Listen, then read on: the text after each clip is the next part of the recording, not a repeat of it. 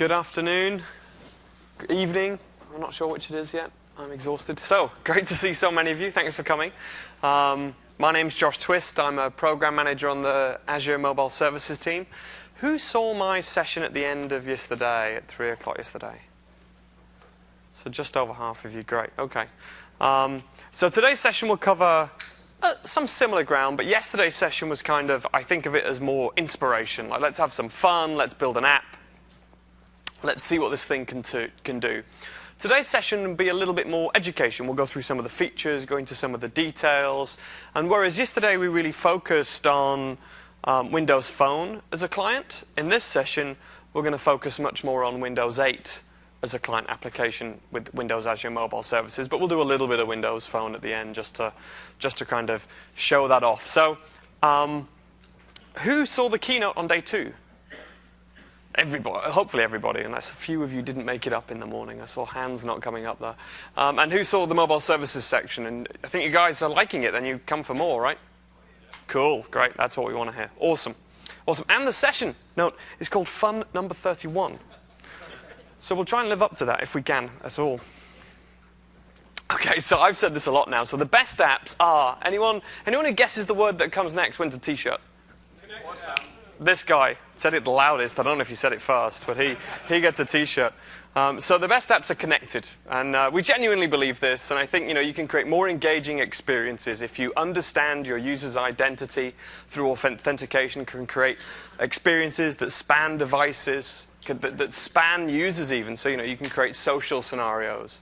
And to do that, you need structured storage. And we make all of this very easy with mobile services. And what's more, we make it easy to send push notifications.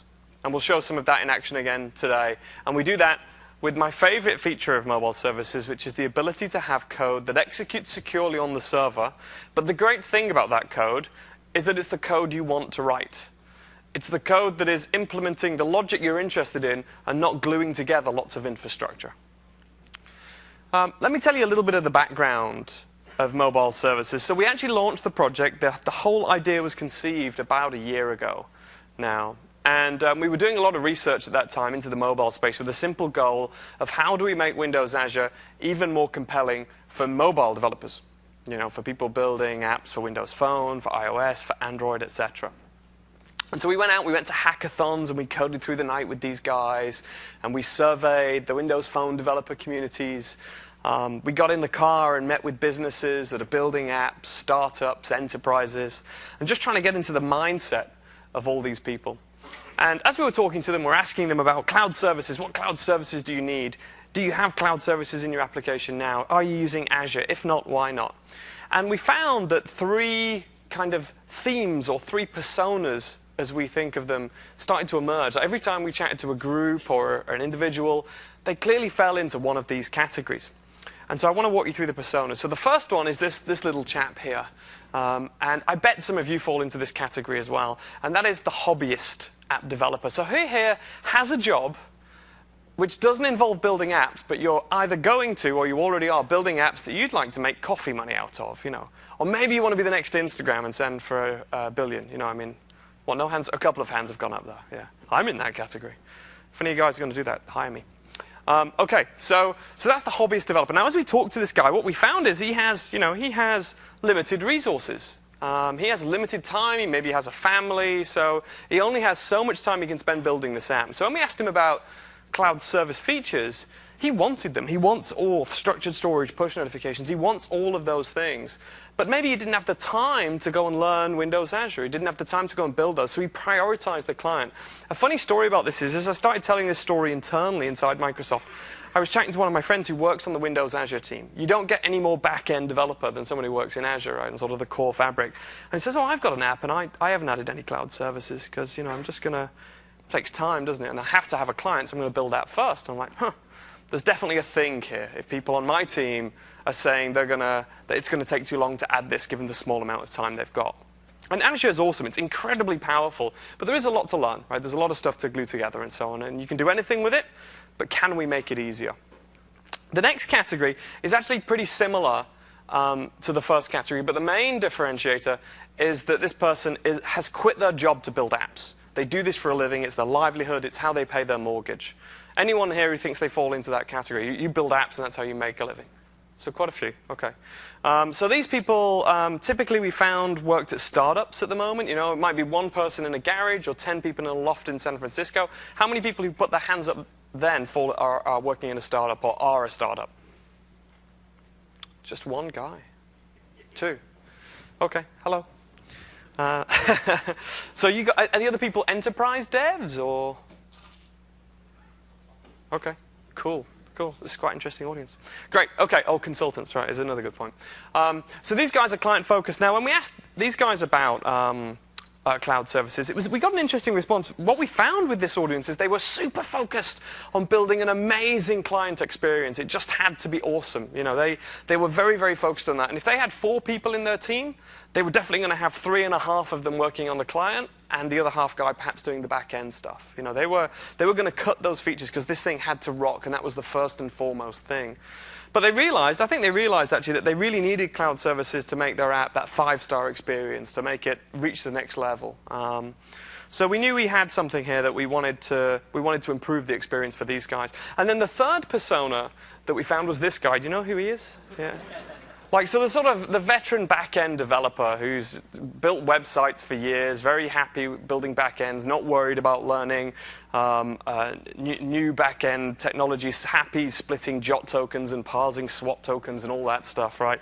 And so we found that, you know, if these guys usually started with a service and then added a client application, they usually went the other way. You know, they were perhaps adding apps to be companion apps for existing web services they already had. So originally, when we kicked off the project, we focused on the first 2 categories entirely.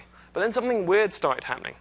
A lot of these guys, a lot of the goos were going, oh, I want to use that as well, because it just saves me so much time. It's like, you know, I don't have to go and glue all this infrastructure together. So we'll talk a little bit about that more. So let's have a quick show of hands then. Who's hobbyist? Client-focused dev? Back-end dev? Well, there's a nice split, maybe favoring back-end. So you guys are here to save time as well, right? I guess that's why you're here. You don't want to spend time writing infrastructure code. You want that stuff pulled together. Awesome. So yeah, we very much now think of all 3 personas when we're building mobile services, which wasn't where we started.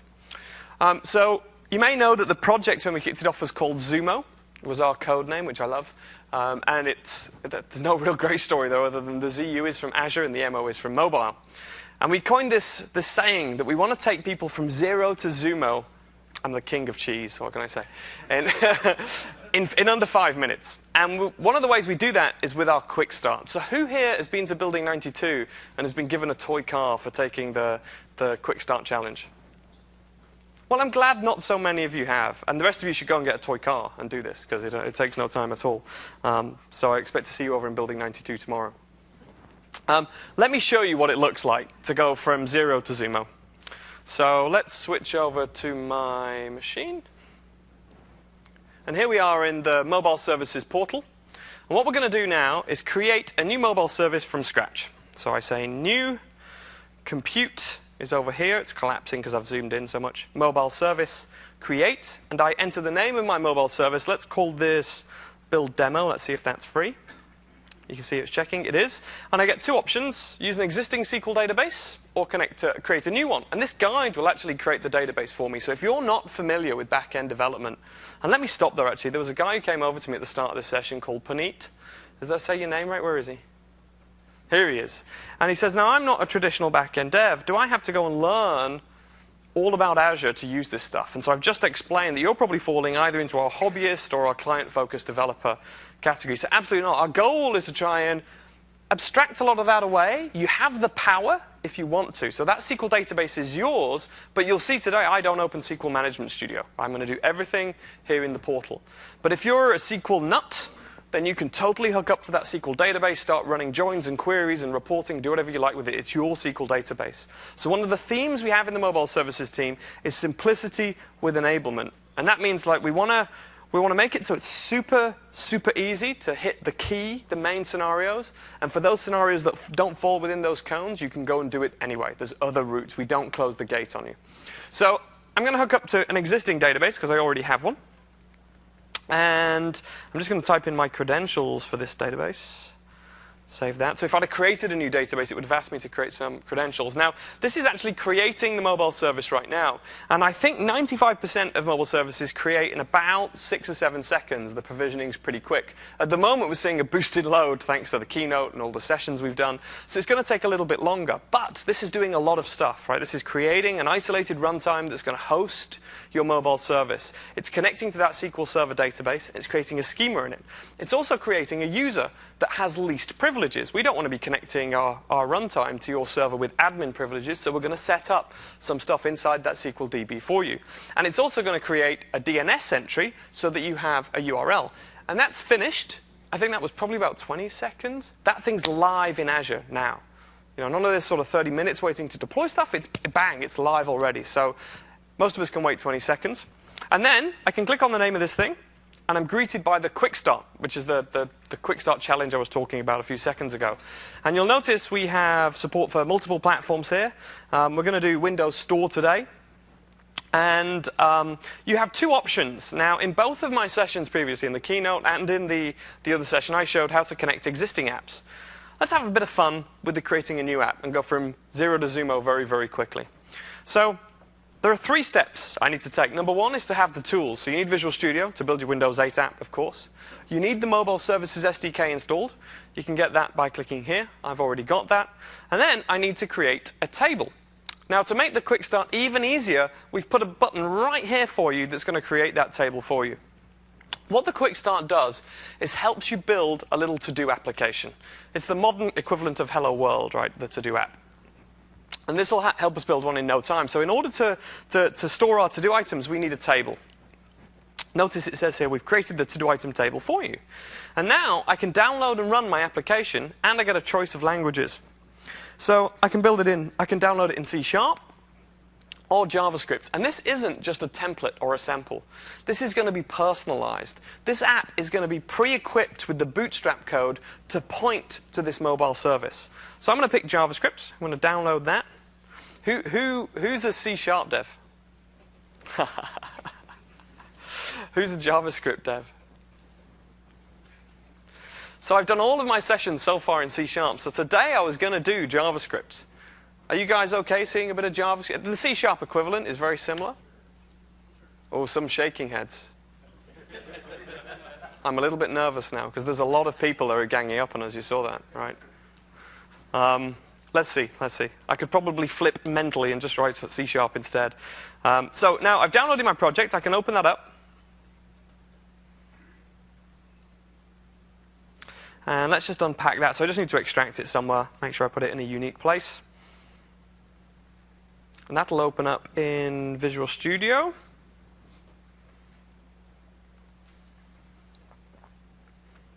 And if we take a look in the code, you'll see that this is pre-configured to point to my mobile service. It has the URL and the application key built into it.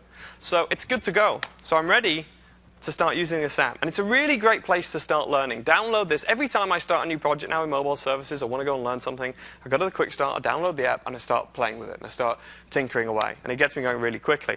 Now, what this is going to do is when I enter some data into this first column here, it's going to create a new item, insert it into the mobile service. It's going to make its way back to the SQL database. That'll be saved, and it's going to come back, send me the response all the way back to the client. And once that's happened, it'll appear on the list over here on the right. So I'm going to say, hello, build peeps. Let's save that, and this should happen pretty quickly. So there we go. Now that did a whole bunch of stuff, though. You saw how quick that was. It brought the runtime to life. It inserted into SQL. It got an ID back. And it performed something called dynamic schematization. So let me show you the data tab, just to prove to you that that's now safely stored away in Azure. There you go. So you can see our data is already up there, nice and safe in a SQL database. What we did there was we hit that table, and mobile services saw that you were trying to insert an object that had some properties that didn't exist, that didn't have columns for it. And so it dynamically added those columns for you. And I explained this in my session yesterday. Really, this is about trying to make the development experience as fun and as friction-free as possible.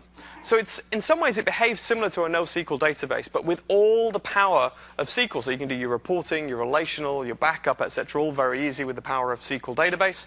But you don't have to do this upfront data modeling stage. Let me show you just how well that works. So I'm going to switch over to the project here. I'll show you the code that performs the insert. So here is the code that's doing an insert. This is, with C# you can use await, so you get all the async goodness, so you can do everything in line. Here it's super easy. I create a table by saying var to do table equals client.getTable, and I specify the table I want to work with. And then I call toDoTable.insert, and I'm passing in the item that I'm inserting. Now, one of the nice things about working with JavaScript on the client actually is that you just work with JSON. You just work with JavaScript types, so there's no need to pre-create types. It means you can have a bit more fun in terms of rapidly changing stuff. So let me just prove that to you. We're going to add a property to this. ToDoItem.something equals new date. Okay, and that's going to add a property to that object I'm about to insert into Azure. So let's run this again. Oops. Let's insert something else. I'm just going to say insert foo. Let's save it. There we go. That's in the database. Switch over to the portal. Let's refresh the view, and notice we now have a new column with a date time type attached to it. So it's that easy to start adding data. Now, those of you to start adding columns, those of you who saw the keynote, I think most of you, will have also seen that we have this really cool feature called scripts that allow you to execute scripts on the server. And that's another place where you can do dynamic schematization. So I'm going to add a script here that's going to insert a column property as the item, just before the item hits the database. So let's say item dot, what should we call this one, bar, equals hello build peeps again. So what's happening here is there's an insert function that's going to be executed before the mobile service hits the database.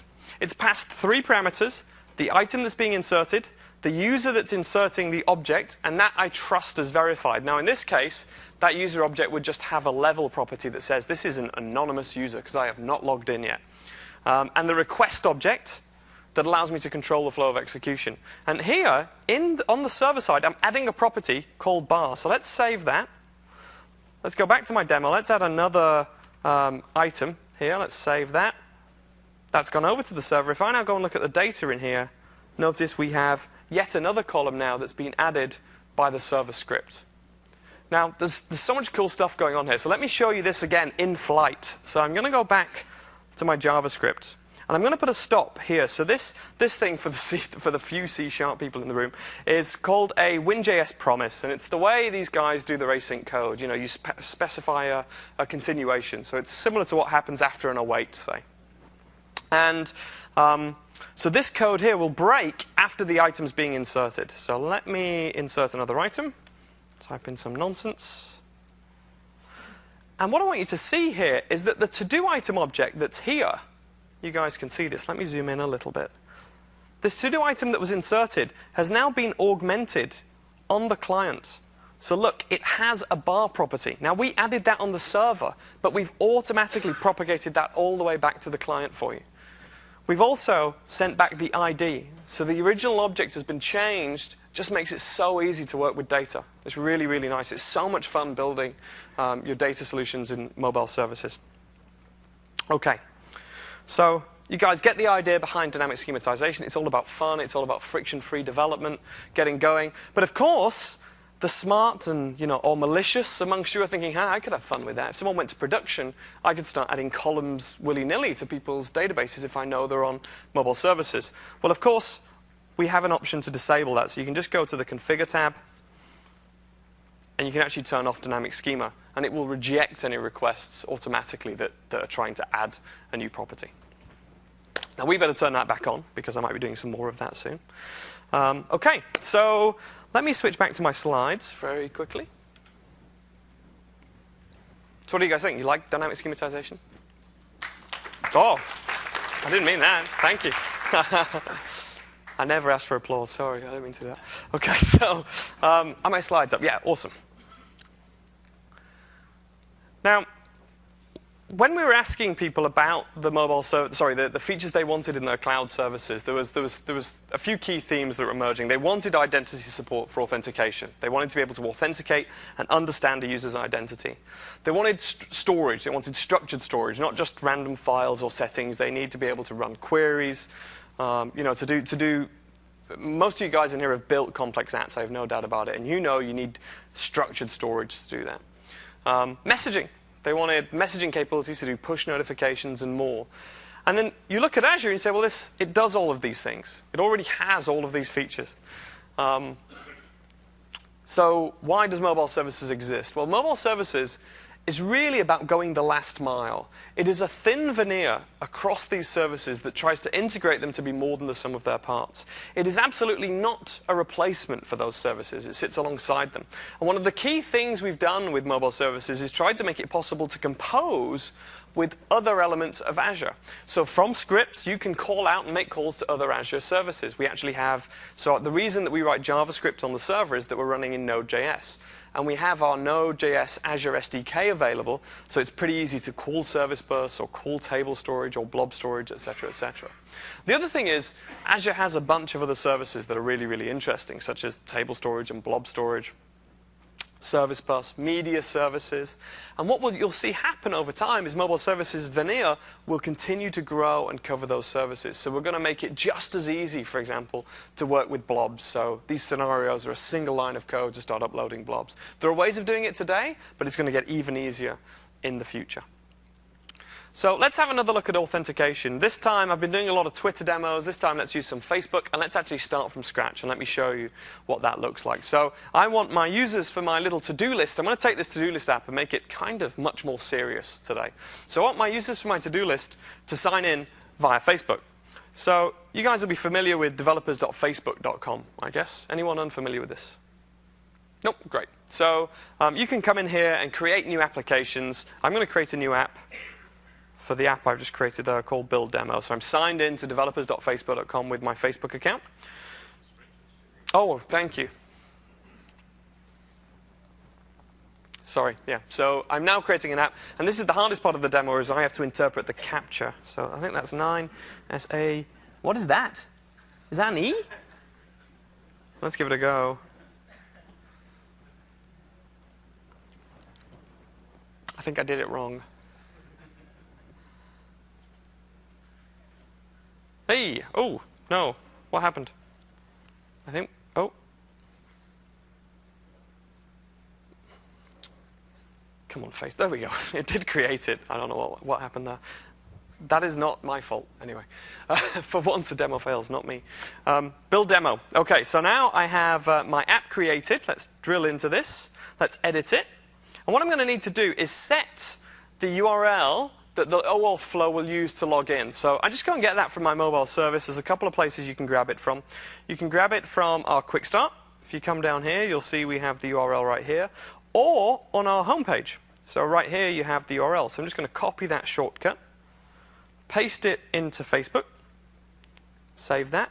And I'm now almost done with Facebook sign-in. The last thing I have to do is just configure my mobile service with the secrets so it can have a communication, it can have a chat with Facebook.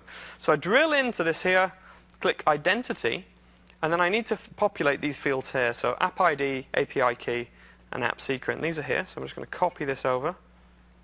I hope you guys aren't copying these and abusing my Facebook account. OK, so save that. I'll have to reset them.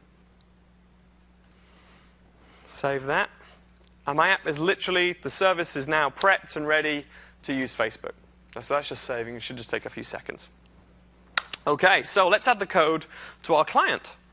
Now, we're going to do this down here. So this is the method that's called that actually originally loads the items. So this is where I want to put my code that's going to call login. So you saw in the keynote, you saw in my session yesterday if you attended that the C# code for this goes await app.mobileservice.login async, and I specify the provider I want, so Facebook in this case. In JavaScript, it's pretty easy, so I'm just going to copy this code out. So I'm just going to copy this code out. We're going to create a new function called login. For login equals function. I'm actually trying to do some sort of best practice for you here today, so we're going to take a little bit more time over each of these things. If I just call login once, what happens if the guy presses cancel? then he'll enter the app. I don't want him to do that, right? I want him to sort of go back and say, wait a minute, no, you've got to log in to use this app. So let's do that. Let's actually implement a loop here. So function, new function. And inside that function, what I'm going to do is call client. So that's my mobile service client instance. .login, and I specify the provider I want, Facebook. And then I have the promise that's going to be called on success or on error. So the first function I pass in is the success. And what that actually gets passed is the user. I won't be doing anything with it. And the second function I pass in is the error function. So if something went wrong or the user cancelled, then that's what's going to be invoked. Now, if the user cancelled, I want to say, well, no, you can't do that. You've got to log in. So I'm going to send him a little pop-up. So new windows.ui. I wish I could have alerts back, don't you? New windows.popups.message dialog. Let's do it in the tone of Mr. T. And let's give it a title. And then we call show async on that. And then done. Function. You've got to love nesting functions in JavaScript. So what I hope is the C# guys can all just sit here and snigger. I wouldn't be doing that. But the JavaScript guys are going, yeah, but you guys are going to be writing types. I'm too busy and save my data. OK, and so in there, then I'm going to call login again. So that'll create this asynchronous loop. Make sense? OK. And inside here, what I want to do is say refresh to do items, because this guy successfully logged in. So let's run this now. That should show me the UI automatically. Here it comes. Oh, no, yeah. Do you know what you have to do? You have to actually start the thing off by calling login. So there you go. T-shirt prizes for people who spot my mistakes. Anyone who was at my session yesterday saw I had some awesome code reviewers. So there we go. She's trying to log me into Facebook. I'm going to log in as my Uncle Derek. Let me copy that. And this is now aware of my identity in the service. It's saying, hey, do you want to let this app use your Facebook? Sure, I'm happy with that. And he's now signed in. So now what I can do actually is set my service table to be authenticated. So if I go back here to my data and into the to-do items, I want to restrict access now. I don't want anyone working with the data inside this table unless they're authenticated. I can do that just by setting policy. So only authenticated users, only authenticated users, and only authenticated users. Now there's a couple of things there. That really gives you a very primitive level of security. It says people have to be signed in, but once they're signed in, they can do anything with anyone's data. So we need to start locking this down. So let's make this application actually do something interesting with security. And the first thing we need to do is to tag the items that are being inserted with the ID of the user. So I showed this in the keynote. What's really critical is I could, here in code, whenever an item is being inserted in my client app, I could say this, to-do item.userid equals client.currentuser.userid. But there's a problem with that. I'm trusting the client to tell me who he is. I should never trust something that comes in as the payload. I should only trust the authenticated user object. And we can do that really easily. So I'm not going to do that. That's bad practice. What I'm going to do is go back to my service. Oops, that's Facebook. And add some more script. So in here, let's get rid of this nonsense.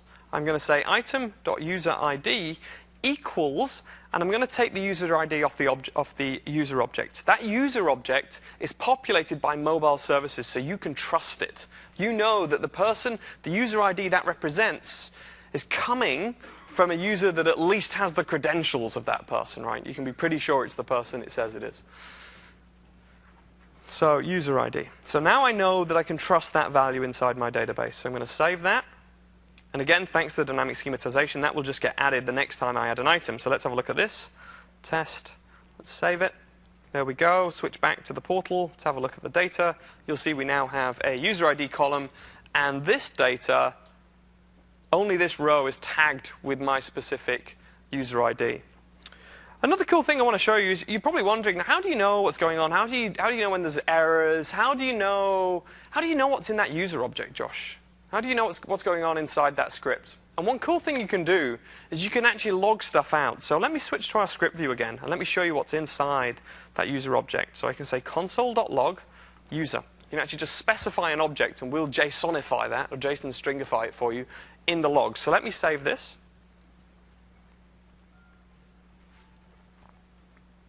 And let's go back. Let's insert that item again. And then switch out here. You'll see we have this logs tab. And over here, we now have the details of what's inside that user object. And you can do console.warn, console.error.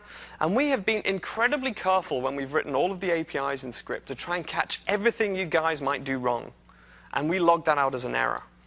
So, for example, when I show push notifications later, when we send a push notification, if we get an error back from WNS or you do something wacky in the code, we'll log an error out into that table. So you go in, you check that, you have a look here, you'll know what's going on. So you get monitoring at a logging level inside the service for free. Now, just to explain this to you very quickly, I'll zoom in for you. There's a user ID, which is this unique string, tells you also a hint where the ID came from originally. The level is authenticated. That might be anonymous if it was an anonymous user, and it would be admin if someone hit it with the master key. So the master key is one of the things we add to allow you to do composition scenarios. If you have another back-end service, you want to talk to mobile services HTTP API, you can specify the master key, and then that thing has full control over the mobile service. This last thing here is a function called getIdentities. Let me very quickly show you what's inside that, because it's worth calling out. So I'm going to go back to my script. So let's console.log user.getIdentities. Save that. Insert another item. There we go. Back to the logs. Actually, one tip. Let me share an actual tip with you. When you're working on this, you don't want to keep going backwards and forwards like this. So what I normally do is Control-click this button to open up a new tab. And on this tab, I have my logs.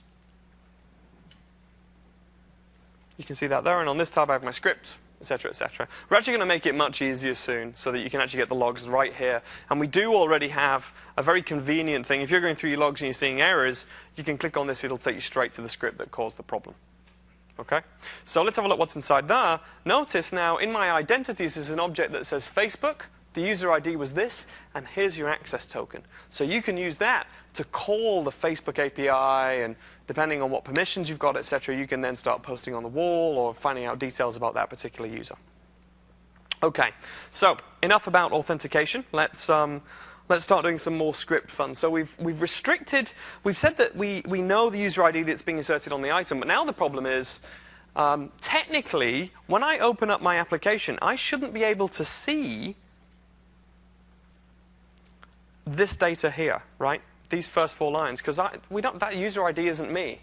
So we need a way to restrict the records that come back to the user based on the policies that we decide. And that's very, very easy with mobile services. This is a key scenario for us. So I'm going to go to the script, and I'm going to change the read script. And what it's going to do is it's going to augment the query. So the first parameter here that's passed in is the query object. And I can actually add a predicate to that.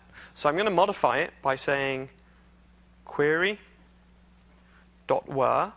And you can specify queries either using our JavaScript link. We have this link.js, which is very much like link in C#. Or you can do objects by example. So find me objects that look like. And in this case, I only want objects where the user ID is equal to the user.userid. So I've augmented the original query, and then I say, now go ahead and execute the request. So all the other parts of the query are still intact. So if he says, give me to-do items whether complete or whether false, that's fine. And then we add a predicate that says only return records for that user ID. So I'm going to save that, and then without changing the client, I'm going to refresh this, and we should lose some of these items. And there we go. So now we can only see data that belongs to this particular user, which is pretty nice. So it's a very useful thing to build out your secure scenarios. Okay, so what's up next? So I've shown you logs. Let's talk about notifications next. How are we doing for time?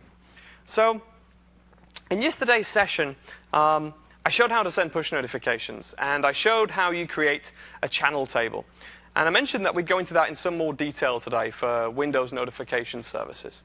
And what we need to do, so who's familiar with Windows notification services and how it works?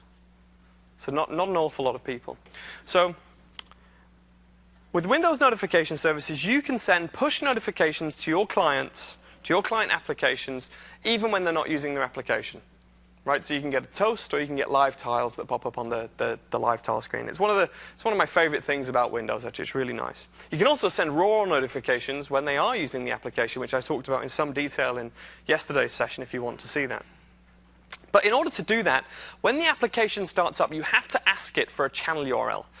And you have to know about that in order to send a push notification. So you need to store it somewhere in the cloud. So your application comes to life, you ask for a channel URL, you store it somewhere in the cloud, and then that cloud service can use that channel URL to send out push notifications.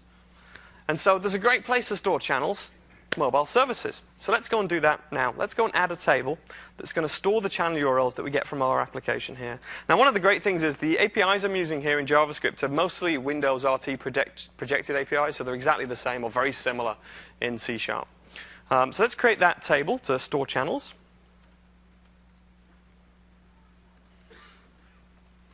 And I want to be sensitive here, so I only want authenticated users to insert data. I don't want anyone reading this stuff apart from the service. So I'm actually going to lock down all of the other options.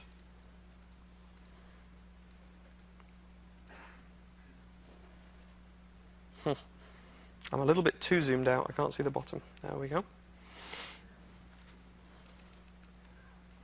Now, because we're going to tag a user ID onto each channel, guess what? I'm going to add that little piece of script that does so securely on the service. Item.userid equals user.userid. So we're almost done with that.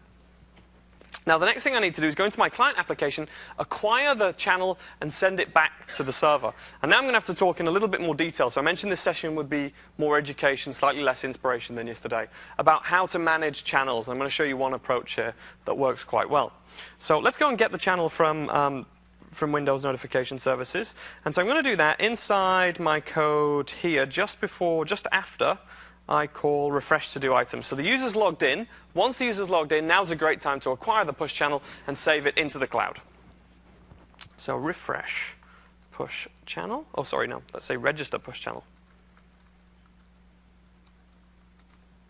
I'm going to create a function that's going to do all the work here.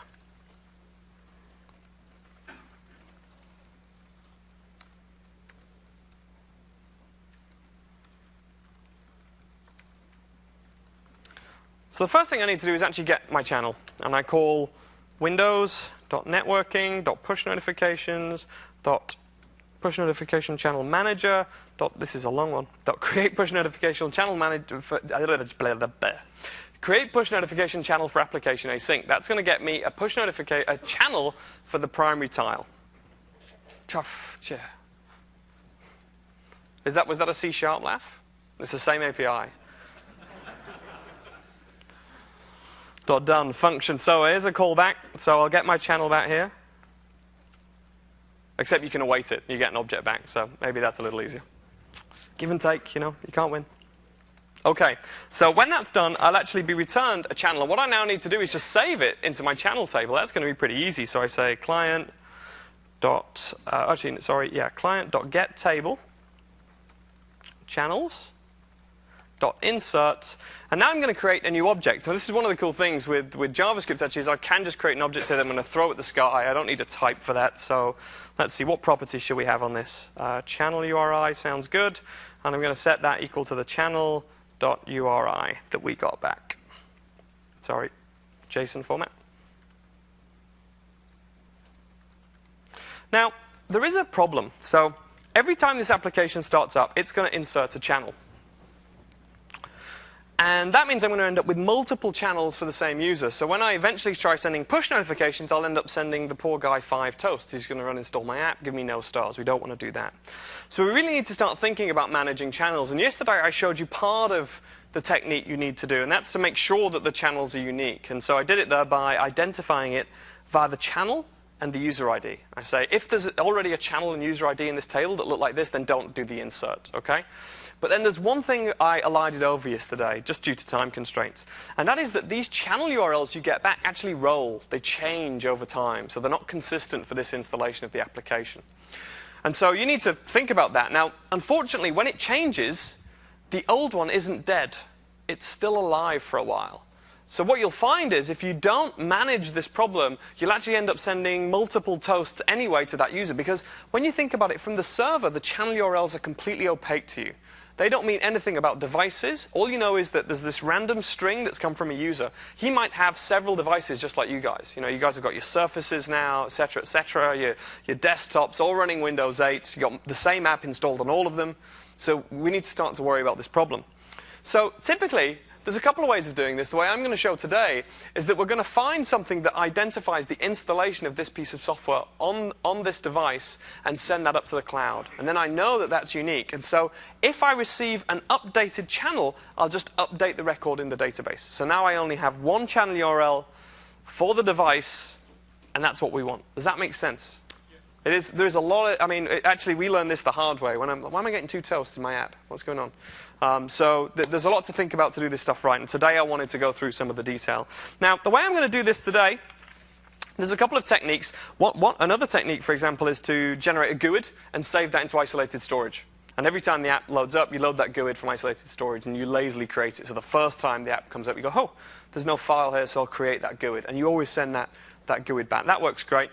In this case, actually, I'm going to use something that's built into the machine, which is the ability to load a package-specific token and use the hardware ID. So I'm just going to run through this code very, very quickly. I'll make this code available to everybody afterwards. And if I get enough emails, I'll do a C# version as well. JTwist at Microsoft.com is my email. OK, so let's create a var package token.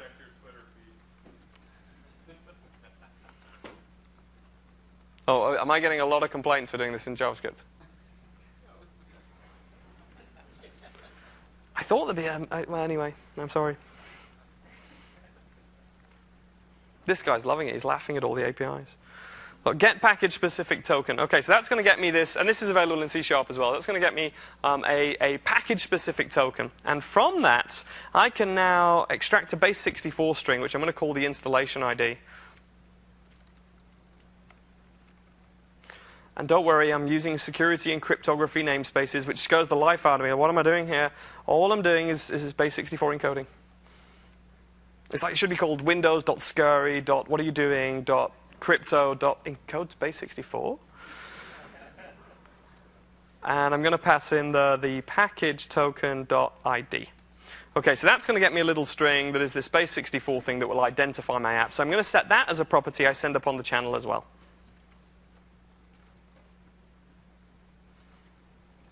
OK, so that should work great. So let's save this. Let's run my application again. Ooh, ouch. What have I done wrong? Oh, yeah. You just have to specify null here. Sorry. This is one thing the JavaScript guys have as well. I mean, I don't know if you saw that. I love about, you know, rock and a hard place. I love about developing on the Win.js side of things is you can actually do this, refresh the Windows app, and it kind of does a really quick redeploy. It's instant. So let's log in. Oh, no, what is going on here? Let me stop it. Let's try again. OK.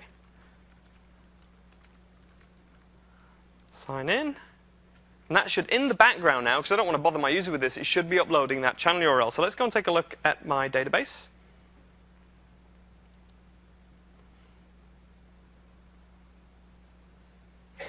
OK, so there we go. You can see it, and we've got that installation ID. Now, I'm running a little bit short of time, so actually I want to do some more fun stuff before we close today. So I will post the actual scripts that I would have onto my blog and make it available to all you guys. That I would add a script now that ensures that remains unique and updates in place. I won't type it out now in front of you because we've only got 15 minutes left, and I think there's more fun to be had yet. So let's have some fun instead first. So I think the next thing to do is actually start using these channels. So I'm starting to collect my channels now, and it's time to actually start sending a push notification.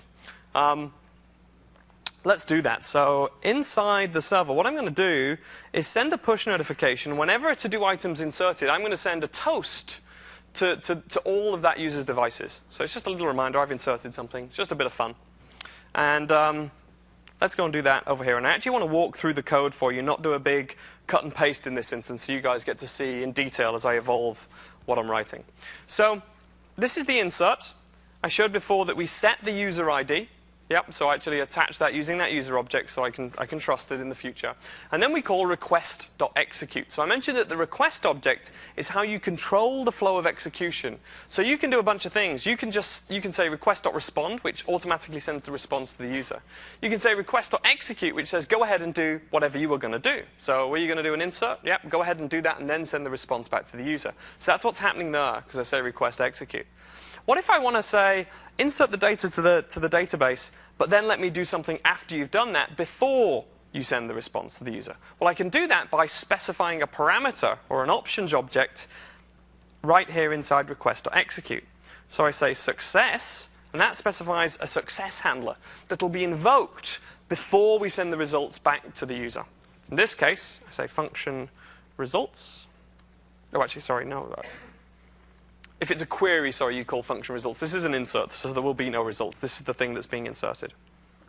Now, this would allow me to hold up the flow, augment data that I'm about to send back to the client, anything you can think of, make requests to other services. In this case, I've saved the data. I now want to send a push notification, but push notifications are inherently unreliable. There are no guarantees from Windows notification services that that thing's going to get delivered. So there's no point holding up the response to the client app. I should get it back to him right away. So I'm going to call request.respond. Now, when I use request.respond, I can specify two parameters. One is the HTTP status code. I could send back a 500 if I'm feeling mean, and more Mr. T for you. You know, this should be iPity probably, right? I'm not going to do that. I can send anything I like. So one of the things I want to impress upon you is that what's great about scripts is it's a really beautiful way to create a simple JSON HTTP API for data. So you can totally control that. And we're actually going to add a feature to mobile services soon called service operations that allows you to create arbitrary HTTP endpoints that aren't related to database tables. Right? So if you just want to have an endpoint that calls Twitter or does some other funky stuff, you'll totally be able to do that very soon. In the meantime, we actually see a lot of people creating virtual tables where they never hit the table, but we will fill that gap very soon. Now, if I call request.respond without specifying parameters, then there's a state machine in the back of this runtime here that says, well, I know what was going to happen there. This was an insert, so I'll just send back a 201 and do whatever I was supposed to do. I will send back the original canonical response. That's what I want to happen. But now, the lifetime of this isn't over. I can still do stuff. So this is where I can start to send my push notification. So what I'm going to do now is make a call from my script to the channels table. So let's grab hold of that channels table. var.ct equals tables.getTable. And one thing you'll notice is that our APIs are very consistent with the Win.js APIs. And we actually struggled. We really tried very hard to make it. If you read the JavaScript, you could probably guess what the C# looks like. So if you find a blog post in Objective-C, you'll be able to guess what the C# looks like. We've tried to make it so there's harmony across all of those APIs. So I'm going to get my table here. And then I'm going to run a query over that table. So I'm going to say ct.where, and I want to find all the channels that belong to this user. Oh, thank you. T-shirt for that man. Someone. Channels, ct.where, user ID is user.userid. So that's going to find all of this guy's channels. And then I say .read. That sort of finishes the query, makes it execute. And I specify my callback handlers. So success, function, results.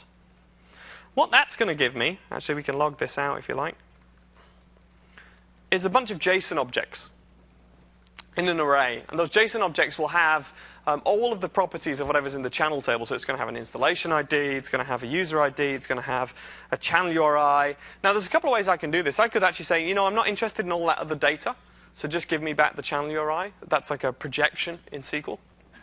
You can do that here. I'm going to do it the lazy way and actually just do this right here in memory. So I can say var channels, because I only want the channel URI property now. I'm happy with what I've got from the database. Var channels equals results.map. Map is a function that's built into JavaScript that works on arrays. It's like select in link. Map function r, return r.channel URI. So channels here now is just going to be an array of channel URIs. Make sense? Okay. And then, notice how cool our editor is. So it's saying there's a problem here. It's saying, you've not used that channels variable you've created. So it's trying to help me. Okay, so let's use it. So I call push.wns for Windows notification services, .send, and then there are about 28 different types of templates in Windows notification services for all the different styles of tiles and toasts you want. You'll learn to find the page on MSDN that describes all the differences. I have the URL committed to memory. So we're going to use a toast text 01. And I pass in my channels array, so I can pass in a single channel URL or an array of them, and it'll automatically send out to all of those in there. And then I specify the payload. And the payload here is going to be text1 is equal to the text value of the item that was being inserted. Now, I'm almost done, except I haven't configured my application for push. So when you register your app with Windows Store, they'll give you some credentials. And you need those credentials to talk to Windows notification services. They don't want, you, for example, sending toast messages to my service, right? You need some credentials. So I've got to specify those in there. So let's go and get them. And when you register in the store, your app in the store, you'll get this stuff. And this is where they are. So here's my client secret, which is my password. This guy's now going to copy this and start sending toast notifications to my application. I'm going to go over here and back to the push tab, because this is where I configure the push credentials for my app. So I paste in the client secret, get rid of the space that sometimes appears on the end. Notice it warned me about that. And then the package SID, which is kind of the ID of the app. Let's copy this over. And there's one more thing I'm going to need to do. So I downloaded the quick start. So I'm going to have to add a special identifier so that my app identifies itself with WNS as well. Let me stop this from running. I'm going to go over to my package.apex manifest, and there's a couple of things to check. So this will catch you out. When notifications fail, they kind of fail pretty quietly. It can be tricky to debug. So bear in mind, you need to have your client secret, your package SID installed into the service. You have to make sure that you have, if you're sending toasts, that you have toast enabled your application by setting this to yes. Now our quick start has that set automatically, but when you do a file new app, it's set to no. So if you try your own app, this is why you will get a response from WNS that says it was dropped. So that's set right. So then I go over to packaging, and I need this package name to match the thing that Windows Store asked me to set it to. So here's mine. I'm going to copy this over. Now if you register your app using the tools here, I can't remember where this is actually. So there's a way of, in Visual Studio, of registering your app with the Windows Store. It will pre-fill these for you. Project Store, thanks, Nick. Project Store. I'm not going to do that now, but this will it will actually pre-fill these fields for you. One other thing to be aware of, make sure that your publisher certificate, notice mine is CN equals test, is also equal. That's another thing that will cause it to fail. So I've got that matches up there, so that's great. Okay, so let's run this. That's all good, ready to do push. And my server code should also be ready to do push. Did I save that? I really hope I did, because I don't want to type it again.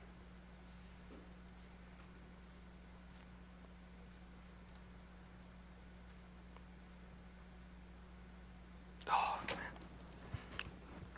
We've got 6 minutes left. I better get typing. Okay, so let's get rid of that first line. I need your help now to will me to do this correctly. So, success, function. First thing we need to do is get the table for the channels. Equals tables.get table channels. Oh, beautiful. Look at that. So, first thing I need to do is request.respond. And then I need to say ct.where. User ID is the user current ID. .read. Specify my success handler. And then we want to map those results. So var channels equals results.map function r return r dot channel URI. Push.wns.send toast text 01. channels for the URLs and specify the payload. It's going to be text1. That's going to be the item.text, and we should be good. Now, one thing I want to show you here, actually, that's useful to know, that shouldn't be a semicolon, is you can also specify a success object, a success handler. And it's pretty handy to set this to your console.log. Now, we don't do that by default, but we do log your errors for you. So if you get an error from this, we'll log it. But it's useful to look at success as well sometimes. So if it goes wrong for me now, I'll see that I got a success code, but WNS says, well, actually, we dropped that notification for some reason. We don't error if the device has disappeared. We error if you do something wrong. OK, so let's save that. Let's actually press save this time. And then what I want to do is actually go and insert an item. And if the heavens are with us,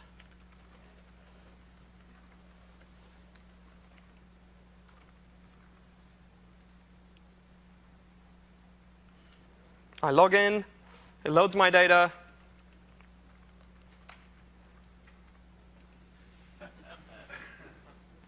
And I get a push notification from Windows Notification Services. So let's have a bit of fun then to close. Things ran a little bit longer than I hoped, actually. So, and that was a bit stressful. Let's see if in the last 4 minutes we can do something a little bit more fun with push. How about we integrate with another service, we go and get an image, and we update a live tile instead by calling Bing image search that finds an image that matches the item I just inserted and sends that as a live tile. Let's make this happen, right? Come on. OK, so I've pre-baked quite a bit of this code, so, but it can still go very wrong. And also, bear in mind the inherent risk here that this is really going to call Bing to find images, and it's going to show on screen. So we will do nothing in poor taste. So let's move very, very quickly now. So I need to go to my to-do item. I go to the script. I go to insert. Here's the script I created. Now, I've written up how to do this on my blog, so you guys can go and see that. I'm going to replace this script here. OK, and notice that when we call here, we do a request via HTTP to the Azure data market for Bing images, essentially. So this is going to do a search for Bing images. And then it's going to send that as a live tile. Where do we send the tile? Send tile square image is where that image is going. So let's save that. Now, I've made it defensive. If Bing, I've set it to adult, is let's not return any adult content, please. So, although it can still go wrong, right? So in some cases, Bing doesn't return me any results. In that case, we won't get a tile. So I may have to try a few different terms, depending how Bing felt about what I searched for. So that's now live. So if we go back to our start screen here, and I move my build demo app, let's move it all the way over here so we can see this. What I now want to do is, in 2 minutes, is get a Windows Phone app ready. So let's go to our quick start. Let's go to Windows Phone 8. And I don't need to create a table. I've already got one. So I'm going to download a Windows Phone 8 project. And let's extract that. Let's put it somewhere safe. Phone 2. And that'll open up. There we go. Let's open this in Visual Studio. OK. Now, the only thing is I've made my service secure. So this quick start would just work, except I've locked down my service. So I now need to add the login code to my phone. So notice this is you C# guys are happy now, right? Look, XAML in C#, right? We get to write some C# code. And I'm going to go into main page, and we're just going to change a few things very quickly here. So normally we refresh the to-do items in here. We're not going to do that now, because that isn't the way that we do login here. So I'm going to move up to the top, and I'm going to say when this is loaded, this.loaded plus equals new event. Let's say refresh. Oops. Oh, did I copy that out then? No, that's great. And if app.mobileservice.currentUser equals null, then let's log in. App.await app.mobileservice. Oh, I need to make it async, that's right. App.mobileservice.login async. We're going to log in with Facebook, because that's the one we've set up. Let me just check I've got everything right there. I think that's good. We call refresh to do items. Well, it should be, but I'm saving time. So this guy's absolutely right. I should do the same trick I did before, but we now have 35 seconds, so I really better just get this thing running. So let's start this deploying to the device, which is probably going to eat my 35 seconds. And let's switch over to the Wolf Vision.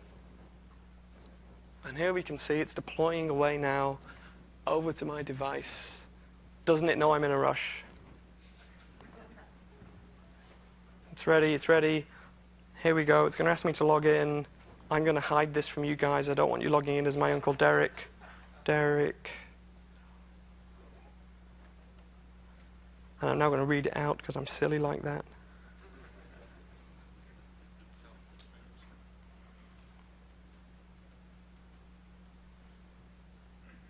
So that should log me in.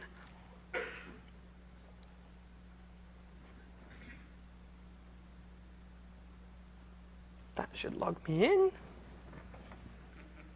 Don't let this one. My demo at the end is today failed. Okay, there we go. Look, we're getting the data from the service that is our actual data. And this thing works and it's saving things. So now let's switch back and let's all cross our fingers and hope that when I add an item into this to-do list, we get a live tile here that is the image I inserted. So would you like to propose something that is a single word and that is clean? Like some fruit or something you put on a shopping list or something, you know. I'm going to go for a poppy.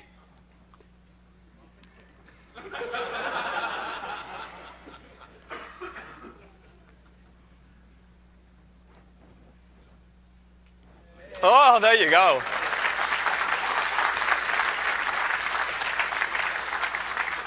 And on that note, I'm a minute 15 over. It's been a blast. Thanks, guys. Hang around for questions afterwards.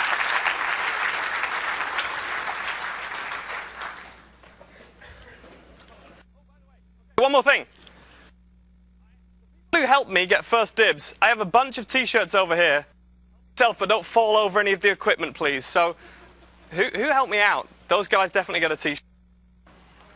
The T-shirt sizes are very small. So even though they say large, I'm almost a large, and I'm normally a small. So have your fill.